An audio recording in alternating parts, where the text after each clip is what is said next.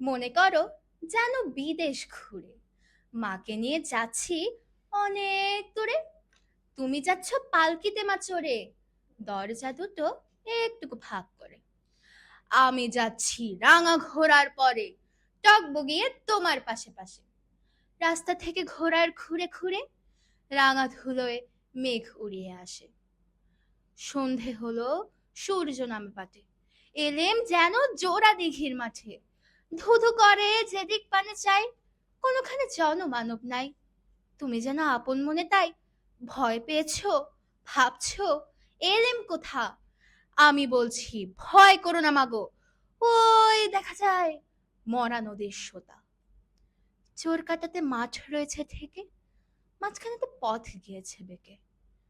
গরু বাছুর নেই কোনো খানে, সন্ধে হতেই গেছে গায়ের পানে। আমরা কোথায় যাচ্ছি কে তা জানে, অন্ধকারে দেখা যায় না ভালো। তুমি যেন বললে আমায় ডেকে, দিঘির ধারে ওই যে কিসের আলো। এমন সময় হারে রে রে রে, ওই যে কারা আসতেছে ডাক ছেড়ে। তুমি ভয়ে পালকিতে এক কোণে ঠাকুর দেবতা স্মরণ করছো মনে। বেয়ারাগুলো পাশের কাটা বনে পালকি ছেড়ে কাঁপছে থর থর। আমি যেন তোমায় বলছি ডেকে, আমি আছি তো, ভয় কেন মা করো। হাতে লাঠি, মাথায় ঝাঁকড়া চুল, কানে তাদের গোজা জবার ফুল। আমি বলি দাঁড়া খবরদার, এক পা কাছে আসিস যদি আর। এই চেয়ে দেখ আমার তলোয়ার, টুকরো করে দেব তোদের সেরে। শুনে তারা লম্ফ দিয়ে উঠে, চেঁচিয়ে বলে হারে রে রে।